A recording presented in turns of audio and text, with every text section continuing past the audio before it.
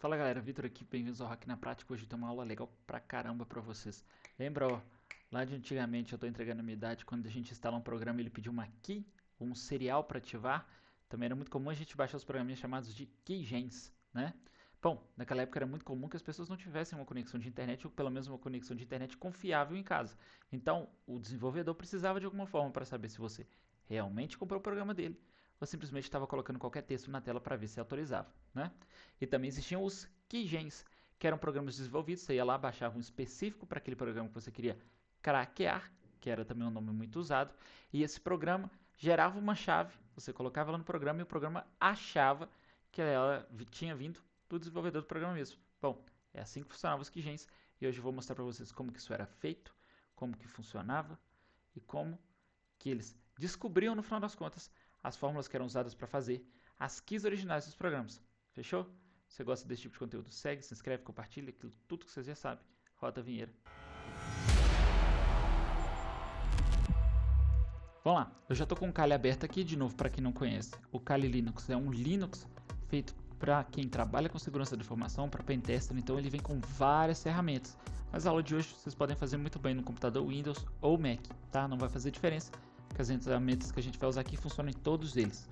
Bom, na pasta que a gente tem aqui do programa, vocês vão ver que a gente tem três arquivos, tá? A gente tem um binário que chama installer, que eu criei esse programa para ele verificar uma keygen, como se fosse um instalador de um programa antigo.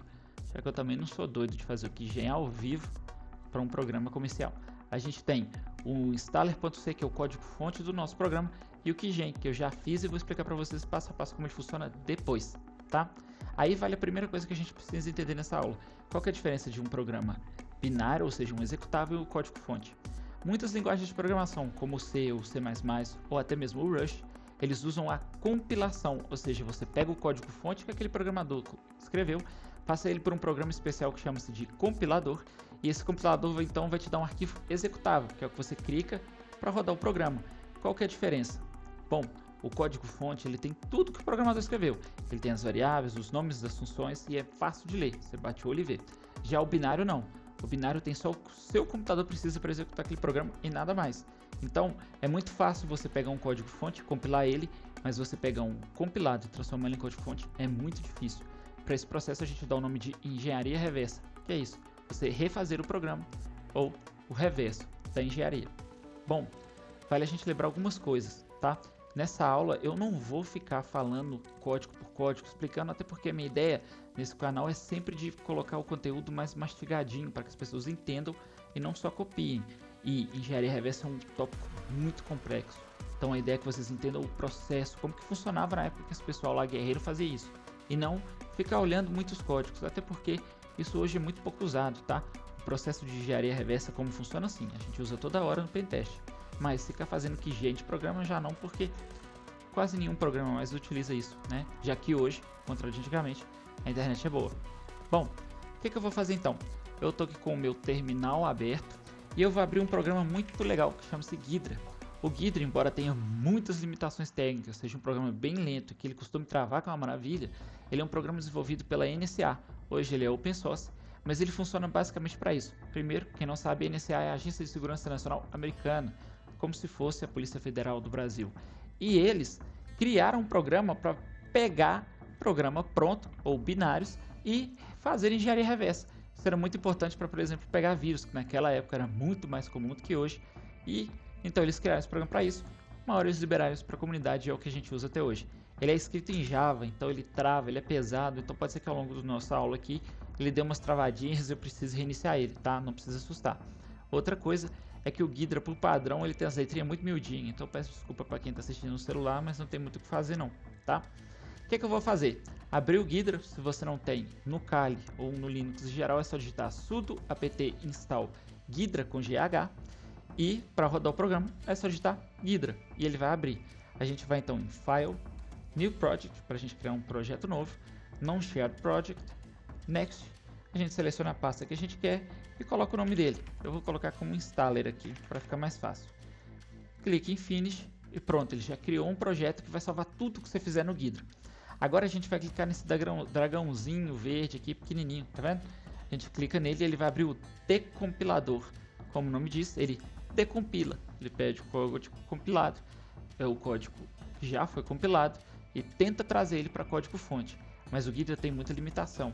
E é por isso que às vezes projetos de engenharia reversa aqui é muito comum o pessoal da comunidade fazer, por exemplo, para jogos antigos, levarem anos. Tá? Isso levando em consideração que eles estão usando centenas de pessoas às vezes que são extremamente treinados para isso. Então, engenharia reversa não é uma coisa que você vai aprender do dia para a noite. Mas vamos lá. A gente vai em File, Import File, selecionou o binário do nosso programa, tá? Não é o código fonte, e Select File to Import. Ele vai me dar algumas informações aqui, falando que ele é um ELF, ou um Executable in Linking Format. Beleza. E aqui vocês vão ver que ele tem no Language, ó, AA, RCH, mais um monte de coisa. O que é isso? É porque eu estou rodando esse código num computador ARM, tá? Eu estou usando um computador da Apple, da série M, que usa o chip ARM e não a arquitetura x86, que é comum de computadores normais, né? Então, se você estiver rodando um computador que tem um chip Intel ou AMD, muito provavelmente ele vai aparecer ali x86, Little Indian, alguma coisa. É por isso, tá? Vou dar um OK aqui. Beleza. E agora ele vai me falar assim, olha, o installer, ou seja, o binário que você executou, ele ainda não foi analisado. Você quer fazer isso? Eu vou falar aqui, quero. Eu vou clicar em sim. Ele vai me dar aqui um monte de informação e na prática a gente deixa isso num padrão mesmo, a não sei que você saiba muito bem o que você está fazendo, e vamos clicar em analisar. Ele já analisou o código aqui, vou dar um OK. E agora a gente tem as 3 janelas do tão amado ou odiado Ghidra, tá? Essa aqui é o nosso navegador para a gente ver a estrutura de arquivos. Aqui a gente tem os códigos assembly do computador. O que é isso? O assembly é o que o seu computador realmente entende e faz, tá? Quando você compila, o compilador gera o código assembly. Então ele vai falar, olha, mova tal valor para o registrador tal, compara esse registrador com esse, se for certo faz aquilo. Então é muito mais complexo que uma linguagem de programação normal. Se vocês quiserem, eu posso fazer uma aula sobre assembly aqui, tá? E aí, a coisa mais importante que eu vou fazer agora é vir aqui, ó, no Symbol Tree.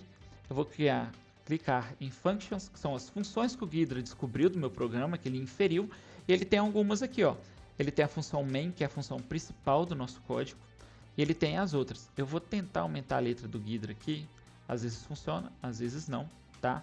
Mas eu vou aqui, então, em Tool Options, eu vou em Decompiler, Display, e aqui embaixo ó, ele tem um monte de coisa. Eu vou em Font, Sizes, e aí eu vou selecionar um número bem maior aqui para ficar mais fácil de vocês verem. OK, aplicar, OK. Tem hora que isso funciona, tem hora que não. Como eu falei, o Ghidra é um programa extremamente complexo, ele é feito numa linguagem de programação já mais antiga, e tem hora que ele trava, tá? Ele é cheio dos bugzinhos. Agora funcionou, maravilha. Bom, a primeira coisa que vocês precisam ver aqui, ó, é que o Ghidra, embora ele te dê o código, tá aqui mais ou menos o código dessa função e vale lembrar que ele pode errar, tá? Mas os nomes das variáveis se perdem.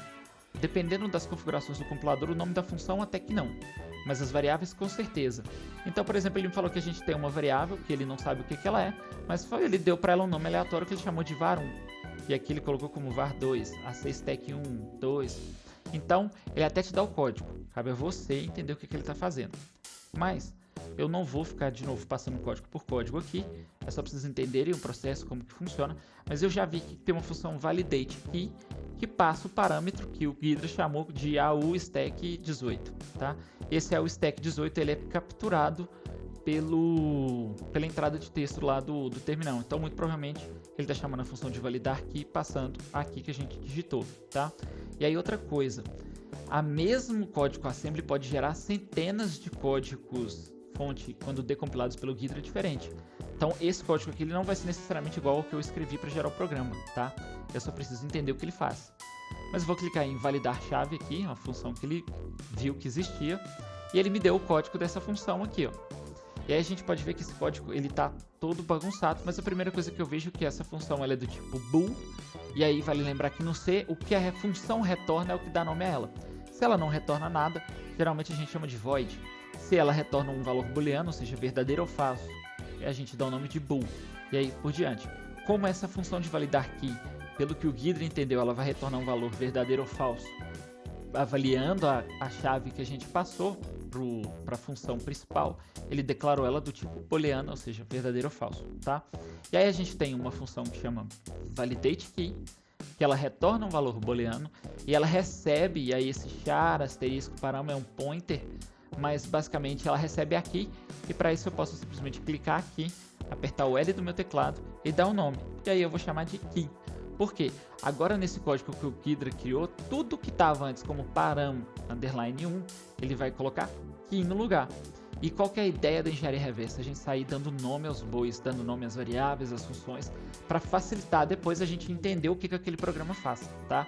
Vocês podem ver que tem um monte de variável que não tem nome. Mas eu já vi que, por exemplo, tem uma variável do tipo booleana que o Ghidra chamou de bvar1. E olhando o código eu percebi que o Ghidra, que a função, de validar a chave retorna essa variável. Então isso muito provavelmente é o resultado. Então eu aperto o L de novo e vou chamar aqui de resultado, tá? Por quê? À medida que eu for entendendo o que o código faz, eu vou dando nome aos bois das funções aqui para o negócio ficar mais fácil, tá? Então vamos lá. A gente tem uma variável que a gente não sabe o que é, mas ela é do tipo sizeT, ou seja, ela é de tamanho, e ela pega a nossa key e passa para uma função que chama strlen, tá? Isso é uma função padrão do C, que ela te dá o tamanho de uma string, quantos caracteres tem nessa string. Então eu já sei que aqui eu posso aqui renomear a variável ou apertar L, é o tamanho da key passada. Ou seja, ele pega isso aqui e fala, ó, o tamanho daqui é igual ao tamanho daqui que a pessoa digitou mesmo. Então agora a gente tem uma variável com esse dado para trabalhar no código. E ele fala aqui, se o tamanho daqui passada for igual a 0xe, e aí a gente precisa lembrar lá da questão dos números decimais, hexadecimais, travei. A gente vai entender isso. Se você não sabe o que é isso, eu vou explicar de uma maneira muito porca, um conteúdo que é extremamente complexo, tá?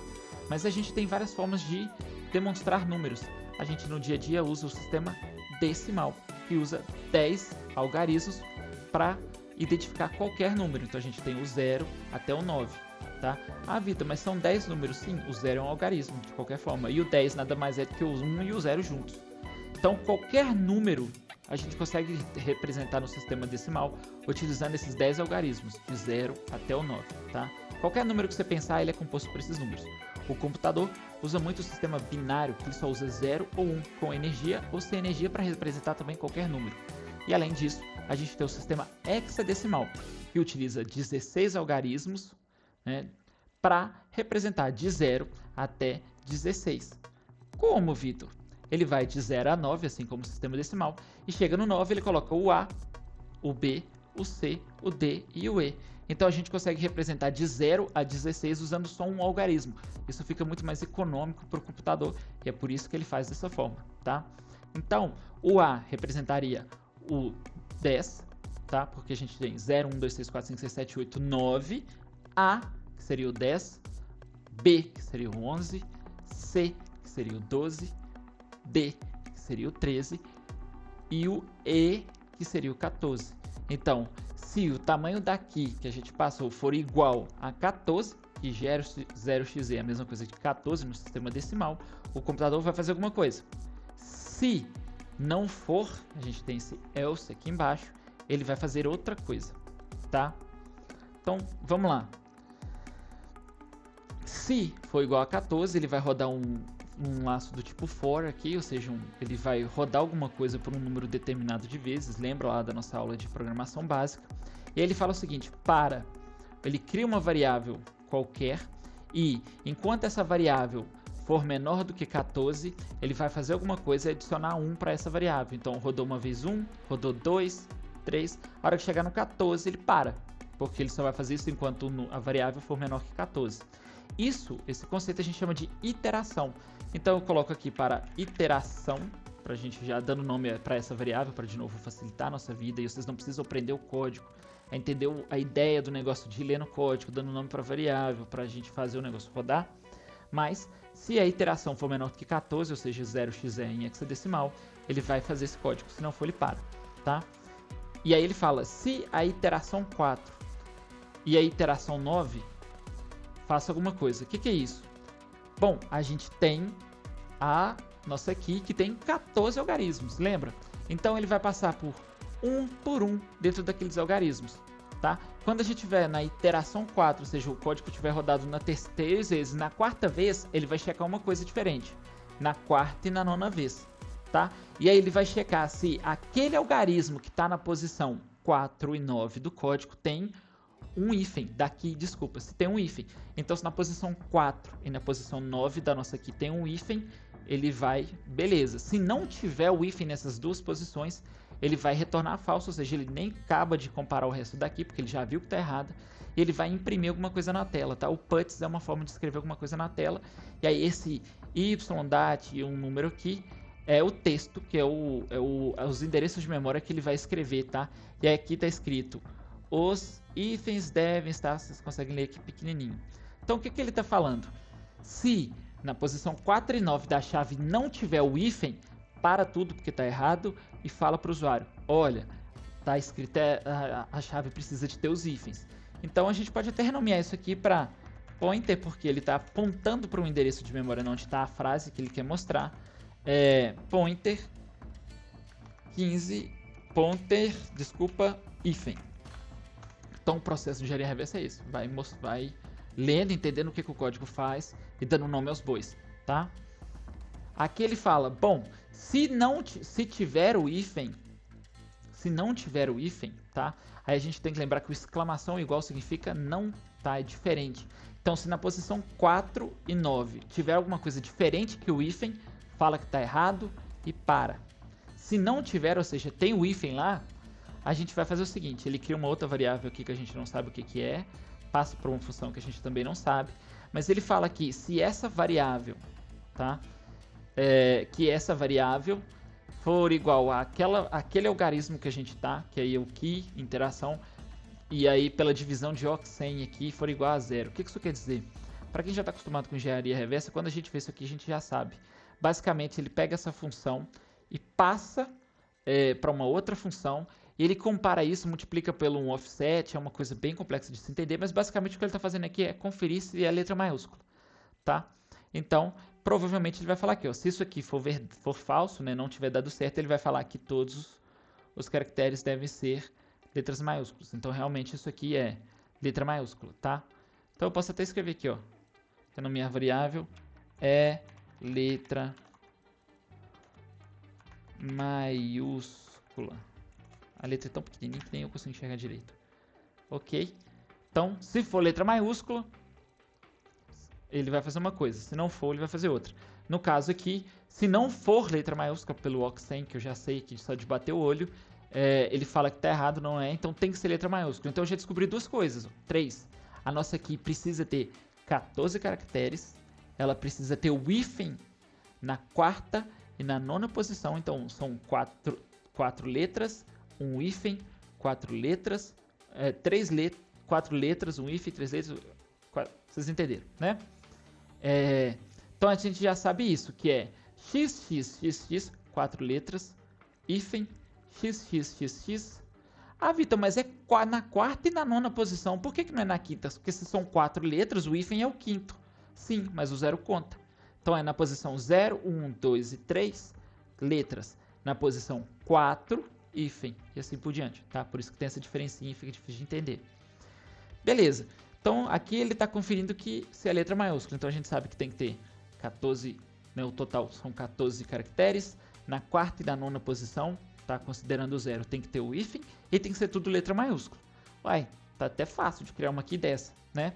Vamos testar para ver se é isso? Vamos. Então, vamos lá, ó. Ponto barra para a gente rodar o nosso installer. Vou dar aqui, apertar, ele vai me falar bem-vindo ao instalador. Por favor, insira a sua chave de ativação para você instalar o nosso programa. E ele até me deu o formato. Se eu tivesse rodado isso antes, eu nem precisaria passar por isso tudo. Mas ele me falou que é xxxx, hífen e assim por diante. Então, vamos lá, ó. A4, hífen, que a gente sabe que tem que ser tudo letra maiúscula e o hífen. A de novo, mais 4, hífen e mais uma vez. Então, 4, 4, 4, 4. Pelo que a gente entendeu até agora do código, é isso que é aqui. Vamos ver. Ele falou que o valor de checksum é 780 e que a chave é inválida. Então a gente já sabe que tem um checksum rodando ali, tá? Vou explicar o que é isso daqui a pouco. E ele falou que a chave é inválida. Então não é simplesmente sair digitando letra maiúscula com os hífens, não, porque ele vai reclamar e vai falar que não dá, tá? Então vamos continuar analisando o nosso código aqui.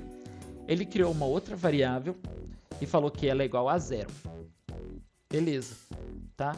Então essa variável aqui, ó, que ele criou, a gente já tá vendo ela aqui, e ele falou que ela é 0. E aí ele vai fazer alguma coisa aqui, um laço for, a mesma coisa, OXE, então é a mesma coisa de antes, é uma iteração. Então vou colocar aqui iteração, e eu vou colocar um underline 2 só porque a gente já tem uma variável chamada iteração, vou dar OK. E aí ele vai falar o seguinte, ó, para iteração igual a 0 e ela for menor que 14, roda. Então, basicamente, o que eu estou vendo aqui é que ele vai fazer alguma coisa caractere por caractere de novo, tá? E aí ele me fala aqui, se aqui, ou seja, a iteração, se aquele valor, aquele algarismo que a gente está passando, aquela letra daqui que a gente está passando for igual a um hífen, for diferente de um hífen, desculpa, ele vai fazer alguma coisa. Se não for, ele vai fazer outra, tá? Então vamos lá. Se aquela letra, tá? Que é isso aqui, que iteração foi igual a um hífen, não faz nada. E se for diferente, né? Aqui, ó, exclamação igual, ou seja, se for diferente de hífen, ou seja, as letras, ele está ignorando o hífen aqui, ele vai falar que essa variável, que a gente não sabe o que ainda, é igual a ela, mais o byte daqui, do byte da letra que ele está passando naquele momento, tá? Então aqui eu já saquei mais ou menos que isso aqui é o checksum que eles falaram lá na hora que a gente rodou o programa. Então já vou até chamar ele aqui de checksum. E aí eu vou explicar para vocês o que está rodando aqui.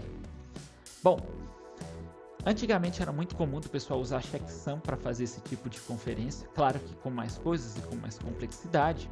Mas o que é o checksum? Quando o seu computador está transportando letras de um lugar para outro dentro da máquina, ele não transporta letras. Lembra que o computador só consegue mexer com números. Então, ele tem uma coisa que chama tabela ASCII. O que é isso, tabela ASCII, Vitor? A tabela ASCII é uma tabela que tem lá, ela deu um número para cada letra. Então, um A, por exemplo, é 1, o 2B, o 3C, assim por diante, tá? Então, quando o computador quer escrever a letra A na tela, o processador passa o número 1, por exemplo, tá? Não é o A não é o número 1 na tabela ASCII, mas é um exemplo. Então ele passa lá o número daquela letra e aí a placa de vídeo, o drive, sabe o que ele precisa fazer e ele desenha a letra lá no lugar, tá? Então a letra para o computador é um número, o computador não sabe o que é letra e o que é número, para ele é tudo a mesma coisa. Ele confere isso, tá? Então o que o checksum faz? Quando você envia uma frase, por exemplo, por uma conexão de internet ou de um componente do computador para outro, você pode enviar uma checksum daquela frase, que é o quê? A soma de todos os números que compõem aquelas letras. Então, por exemplo, o A em capitular, ou seja, o A maiúsculo, é 65 na tabela ASCII. Então, por exemplo, eu quero mandar duas letras A. E eu quero mandar um checksum para conferir se realmente a mensagem que eu mandei chegou certinha lá do outro lado. Antigamente usava muito o checksum para fazer isso. Então, 65, que é a primeira letra A, mais o 65 de novo, vai dar 130. Então, o computador mandava 65,65, 130. Então, ele mandava A e um checksum. Se chegasse uma frase lá do outro lado e o checksum não batesse a soma daquela frase, ele sabia que tinha perdido pedaço daquela comunicação em algum lugar. Ou porque perdeu energia, ou porque um cabo rompeu, ou porque aconteceu qualquer coisa. E aí o computador fala, olha, isso aqui está corrompido. E aí ele simplesmente descartava, tá? Então, a checksum ela era usada muito para isso, mas também é muito usada era muito usada nessa questão de geração de keys, de criptografia. Então, o que ele está fazendo aqui é o checksum de todas as letras. Ele pega a letra, pega o byte representante, o número que representa aquela letra, e adiciona aquela variável. Então, passou uma letra A lá, ele falou assim, 65. Passou o A de novo, 65. Passou o A de novo, 65. E fez isso, tá? Se vocês quiserem conferir, a gente pode. Então, a gente mandou um monte de A. Ele falou que o checksum deu 780. Então, a gente tem 12 letras A's e 12 vezes 65 vai dar 780, tá? É isso que ele fez. Beleza. E aí ele imprimiu aqui uma frase e o checksum, então provavelmente o que a gente está vendo aqui é aquela frase que ele está informando para a gente lá. Ó, o valor do checksum é 780. A gente consegue ver ele aqui, ó. É isso aqui que está sendo impresso. Então, print, o valor do checksum é a frase mesmo, os endereços de memória, os ponteiros de cada caractere e o checksum. Então, é isso que ele está falando, tá? E aí ele cria uma variável resultado, na verdade ele já criou, ele só atribui a ela o valor da comparação do checksum. O que ele está fazendo aqui? Quando a gente tem esse i comercial, a gente está falando para o computador pegar um número, dividir por outro, descartar o resultado e me falar o resto. Então divide 10 por 2, por exemplo, e me fala se tem resto. Se tiver resto, ele retorna 1. Se não tiver resto, ele retorna 0. Tá? Então o que o resultado está fazendo aqui é pegando o checksum, ele está dividindo por 0x1ff, que aí pra gente que já está acostumado sabe que isso aqui é 512, tá? É um número muito usado. Então o que ele está fazendo? Computador, divide o checksum que você calculou ali em cima por 512 e me fala se ele é 0, tá? Só que aí, tá vendo que tem dois símbolos de igual aqui? Isso ele está fazendo uma comparação. Então, ele vai pegar isso aqui. Se a comparação for igual a 0, ou seja, se a divisão for por 512 e não tiver resto, o resultado é verdade, porque ele está comparando aqui com o 0, né? Lembra que eu falei que 1 igual a gente atribui um valor e 2 a gente compara? Então, se esse valor qualquer que você me mandou dividido por 512 não tiver resto, ou seja, ser um múltiplo de 512, resultado é verdadeiro. Se ele não tiver, resultado é falso, tá? E aí o que ele faz aqui é retornar o resultado, basicamente. Então o que a gente descobriu? Que a nossa chave precisa ter 14 caracteres, os hífens na posição 4 e 9 considerando 0, e que a soma do número ASCII das letras tem que ser um múltiplo de 512. Fazendo isso, você consegue fazer isso aqui. E era bem desse jeito mesmo que funcionava naquela época, que o pessoal fazia, tá? E aí, o que eu fiz? Eu criei um programa que é o nosso Keygen, que gera a chave. E aí, se eu pegar aqui nano Keygen, que já está pronto para a gente ver esse código mesmo, vocês vão ver que é isso que eu faço, tá? A primeira coisa que eu faço aqui é gerar um laço de while, ou seja, enquanto for verdade, né? Aqui, ou seja, vai fazer isso aqui pro resto da vida até eu mandar parar. Eu criei um array vazio, ou seja, como se fosse uma caixinha ali que a gente pode guardar várias coisas dentro dela que está vazia, e criei uma variável checksum também, que ela é igual a 0. E aí o que eu mandei o computador fazer? Ele vai de 1 até 12, mesma coisa no laço for, só que uma sintaxe diferente. Ele vai escolher aleatoriamente uma letra dentro da tabela ASCII que seja maiúscula, vai adicionar ela até a gente gerar uma frase com 12 letras, tá? E aí aqui a gente não está considerando os ifs. E ele vai somar o valor de letra, o valor, né, do número ASCII de cada uma das letras no checksum e vai imprimir esse checksum, tá? Se o checksum dessa frase, né, dessa key aleatória que ele gerou for igual a 1024, que é um múltiplo de 512, ele vai botar os ifs e me retornar ela. Se não for igual a 1024, ele cancela tudo, começa de novo e gera outra fase. Ele vai fazer isso uma por uma, até ele gerar uma que deu 1024. Deu 1024, ele para, coloca os ifs e me mostra. É só isso que ele faz, tá? É um Keygen meio burro, ele é um pouco ineficiente, porque ele tem que ficar tentando, não seria o ideal, mas é o mais fácil de vocês entenderem. Eu vou fechar aqui, vou limpar minha tela e vou rodar então o nosso Keygen. Ó, ele vai, cada letra dessa que tá passando aí, ó, é um checksum que ele tá tentando. E ele tá demorando, geralmente ele é mais rápido. Vamos ver se ele vai achar alguma que dá 1024. Achou. Ele falou comigo aqui, ó, 1024, parei. Chave gerada é ZXZY PWVM NQYY. Se você pegar isso aqui, o checksum, a soma de todas as letras, vai dar 1024, tá? Vamos testar no programa então esse aqui que a gente gerou. ./install só para executar o nosso instalador. Ele vai me falar, bem-vindo, por favor insira a sua chave. Eu vou inserir então ZXZY hífen PWVM hífen NQYY. A chave que o meu Keygen deu, ele falou que o valor do checksum é 1024, realmente, é um múltiplo de 512, a chave é válida e aí ele me pede o lugar que eu quero instalar o programa. Aqui, como a gente não está instalando nada, não tem o que fazer, eu vou só cancelar aqui e fechar. Então percebam que o Keygen, ele não é uma coisa burra, ele não gera uma chave aleatória, ele faz várias contas para chegar. E o que eu precisava e que eu queria que vocês entendessem para essa aula, para a gente passar mais para frente, onde a gente vai desmontar equipamento, pegar para ver se tem vírus, se não tem, é entender como funciona a engenharia reversa. Numa próxima aula a gente vai pegar uma TV Box daquelas, tá? E eu já falo para vocês, aquilo geralmente vem carregado de vírus e que ataca tudo quanto há na sua rede. A gente vai pegar uma TV Box daquela, a gente vai lá na bancada de solda, vamos tirar o chip dela, conectar o chip dela de memória com um adaptador especial no nosso computador, vamos despejar a memória dela e vamos fazer engenharia reversa dos programas para a gente ver se tem algum vírus nessa TV Box que a gente comprou para isso, tá? Bom, vamos testar então a última coisa. Vamos rodar o nosso instalador de novo e vamos mudar uma letra dessa chave que o programa gerou para a gente para ver se ele vai aceitar ou se ele realmente está checando o checksum. Bom, o checksum tem que ser 1024. Uma letra que eu mudar aqui, ele já não vai mais ser 1024. A mesma história de como se tivesse perdido ou corrompido algum dado na comunicação lá. A hora que eu der Enter, ele vai me falar que o valor do checksum é 1000, não é mais 1024, e que a chave é inválida. Certifique-se que ela está correta. Então, o nosso keygen não foi uma coisa aleatória. Ele fez os cálculos certinho para a gente conseguir gerar chaves. E aí é infinitas, basicamente. A gente pode ficar gerando um monte de chave com esse keygen. Se a gente rodar ele de novo aqui, ó, vocês vão ver que ele vai ficar rodando, rodando, rodando até achar uma outra chave. E essa é completamente diferente da primeira.